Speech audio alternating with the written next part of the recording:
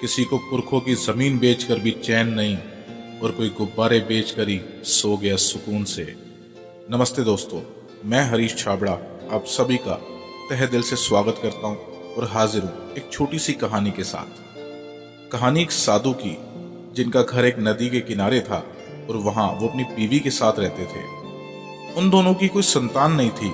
उनकी बड़ी इच्छा थी कि कम से कम एक संतान तो उनके यहाँ जरूर हो। एक दिन की बात थी, जब साधु अपनी तपस्या में लीन थे, तब एक चील ने अपने पंजे में फंसी एक चूहिया उनके ऊपर गिरा दी। साधु ने उस चूहिया को घर ले जाने का फैसला किया, लेकिन उससे पहले उस साधु ने अपनी सिद्धि, अपनी शक्तियों से उस चूहिया को एक लड़की का रूप दिया, एक मनुष्य का रूप दिया। उस लड़की को देखकर साधु की पत्नी ने पूछा, कौन है ये, इसे कहां से लाए हो? साधु ने पत्नी को पूरी बात बताई। साधु की बात सुनकर उसकी पत्नी बहुत खुश हुई और बोली, तुमने इसे जीवन दिया है, इसलिए तुम इसके पिता हुए और इस तरह से मैं भी इसकी माँ हुई। हमारे यहाँ कोई संतान नहीं थी, इसलिए भगवान ने इसे हमारे पास भेजा है। जल्द ही वो बच्ची धीरे धीरे बड़ी होने लगी और एक टाइम पर शादी के लायक हो गई। तो साधु ने और उसकी पत्नी ने उसकी शादी करने की सोची। साधु ने सूर्य देवता को याद किया और उनकी पूजा करने लगे।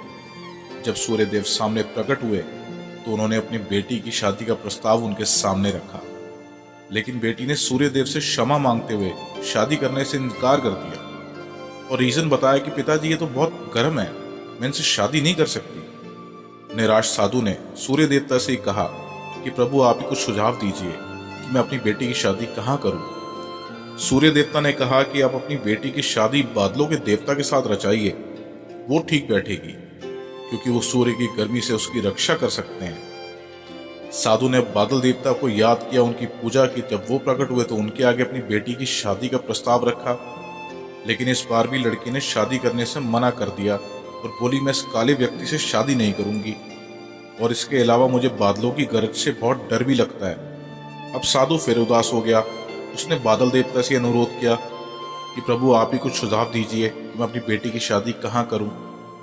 बादल देवता ने कहा कि आप अपनी बेटी की शादी पवन देवता के साथ कराइए, उसके साथ इनकी जोड़ी ठीक बैठेगी, क्योंकि वो आसानी से मुझे उड़ा भी सकते हैं। साधु ने अब पवन देवता की पूजा की, उनको याद किया।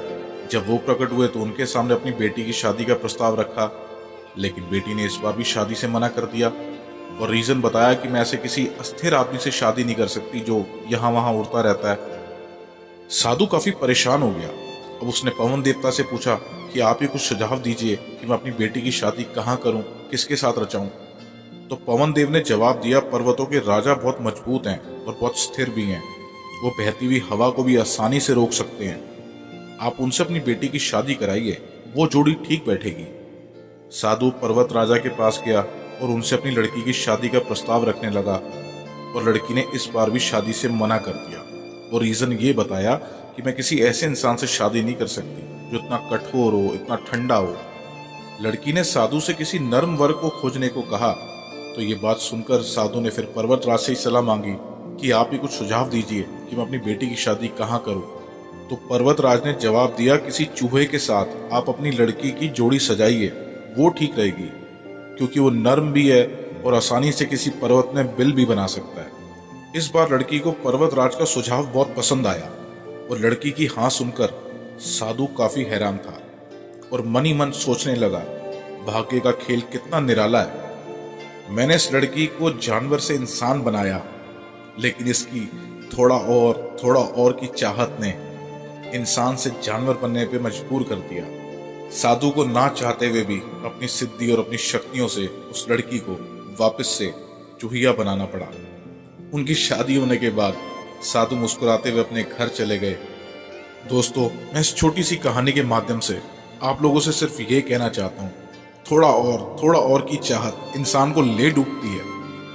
ईश्वर जो करते हैं हमेशा अच्छे के लिए करते हैं। उन पर विश्वास रखिए और जो आपको मिला है उसमें खुश रहिए और ईश्वर का धन्यवाद कीजिए। इस कहानी को सुनने के बाद आप क्या फील कर रहे हैं? अपनी फीलिंग्स को नीचे कमेंट सेक्शन में ज़रूर शेयर कीजिए। और ऐसी कहानियाँ मुझे इंस्टाग्राम पर भेजने के लिए आप मुझे डीएम कर सकते हैं। कहानी के साथ अपना नाम, अपने शहर का नाम लिखना मत भूलिएगा। लिंक नीचे आपको डिस्क्रिप्शन में और बायो में आपको मिल जाएगा। मैं हरीश छाबड़ा जल्द मिलूंगा आपसे एक नई स्टोरी, एक नई सीख के साथ। तब तक के लिए इजाजत दीजिए।